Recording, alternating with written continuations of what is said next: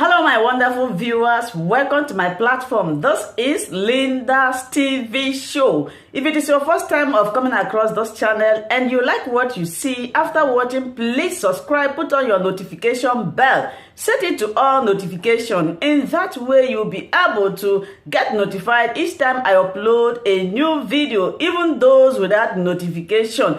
Here we react to all forms of videos, international and local. Every Saturday by 2 p.m. we have our interaction section. You are free to call in to air your opinion about the happenings in our society. Invite your friends, share my videos with your families and colleagues. Do not keep this information to yourself. Myself, I will be sitting down here to watch this video together with you from the beginning to the end. Then we'll go to the comment section and leave our comment, our opinion about the video we watch constructively as we watch this video, my people.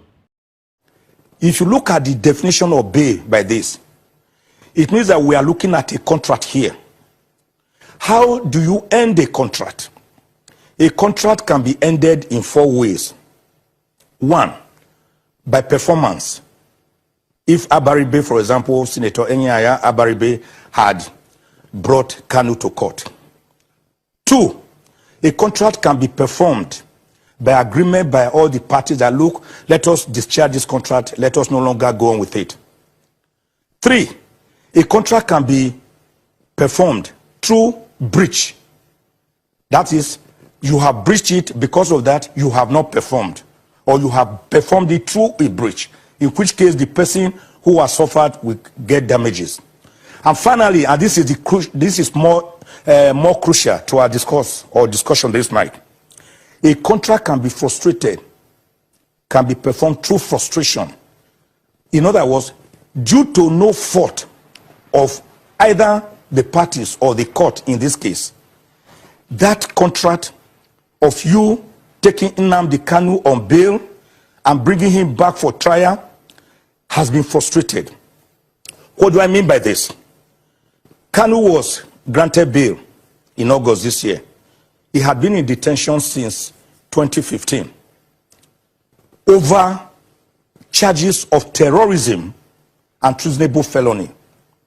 The court was later to strike out about 6 of the charges bordering on terrorism, but retained those bordering on treasonable felony, which was why the judge advisedly said she would not overrule herself on the application by Kanu's lawyer to discharge her earlier order that the security agents who will testify will do so behind closed curtains. She said, I will not rescind that decision because I still believe that treasonable charges are themselves serious enough in law. Now, there are 2 applicable doctrines here to guide the listening and the watching public that will help us navigate the legal terrain that appears to be crocodile infested. It's not that difficult. The first principle is what we call res ipsa loquitur. It means the thing, the act, speaks for itself. The second principle is the doctrine of last sin. Last sin. Let us now take these 2 principles by themselves. First, res ipsa loquitur, the thing speaks for itself.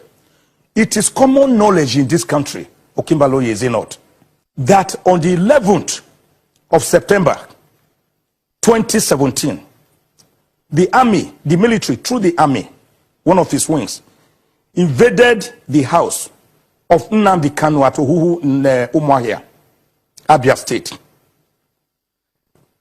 We saw when the military operation was going on. Everything was televised. It was live. And we saw when they penetrated the house. We saw that that was the last time Nigerians saw Nnamdi Kanu in his house. That's what we call the doctrine of last sin. After that, we have not seen Kanu. And his parents or his father also was said not to have been seen. And his family members were now saying, look, we have not seen our son. So going by the doctrine of last sin and the doctrine of res ipsa loquitur. It means that the last time Nigerians saw Nnamdi Kanu was when he was in his home in Umuahia, and the military invaded that home, and he has not been seen since then. The question then comes, can you tell Senator Abaribe to produce a person that he cannot lay hands on? God forbid. Let us assume Nnamdi Kanu was kidnapped and is in kidnappers' den. Can you call Abaribe and say you must produce Nnamdi Kanu, even though we are aware it's in the kidnappers' den? That is where Section 177 of the Administration of Criminal Justice Act comes into play.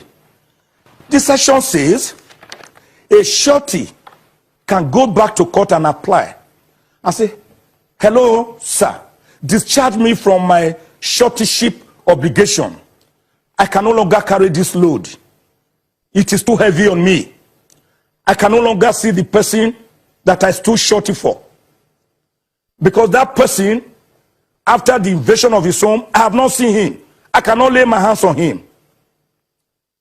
Abaribe in law will be entitled to ask the court for such prayers. All right, Senior Advocate of Nigeria, where do you see this case going now? This case is just starting. The prayer of the senator, relieve me of this burden of being a surety. We will close the conversation, but tell us, where do you see this going, and how do you think it could be resolved? Let me quickly say that I largely agree with Oloja, my brother there, my friend there, that the matter is both legal and political, except that the government is taking the political side beyond limits and failing to look at the legal regime.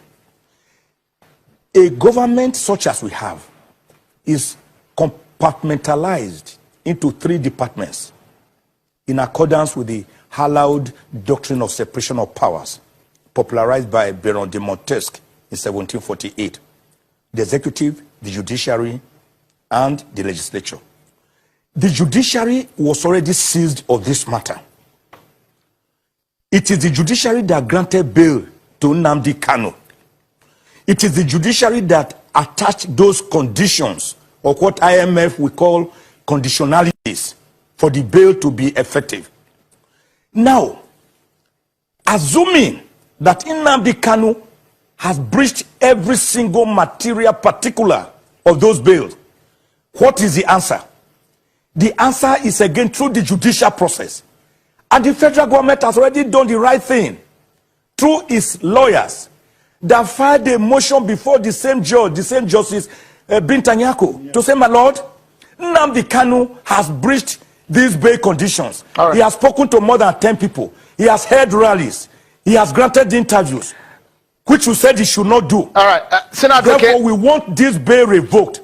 The federal government should have waited for that legal process to accomplish rather than invade the home through the military. All right, because we need to go now. Mr. Oloja, what are your final thoughts? If you are the president today, do you see any way? If you are Senator Abaribe, what are the options? Well, definitely, they have spoken for Senator Abaribe. If I were in the position to advise the president, I would say, look at the political dimension, because the political dimension, let me read this, if I am able to read this thing that I got online today about political dimension of this thing, it will be okay. They said, it looks humorous but significant. It said, crocodile smilers march to the south-south, python dancers march to the east, while the World Bank developers march to the north.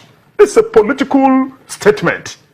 People have already made up their mind. Perception issue, managing perception of whatever happens now, because of so many accusations of sectionalism, parochial appointments, and all sorts of things that are odd, that are not in favor of the president. So I believe that he has a duty as a... Thank you so much, my wonderful viewers, for watching this video together with me from the beginning to the end. Like I said before, if you like what you see here, if you like what I do in this platform, As you have finished watching this video, please hit that red button that says subscribe and put on your notification bell to all notification. In that way, you'll be able to know when I upload a new video. Share my videos, leave your comments in the comment section constructively.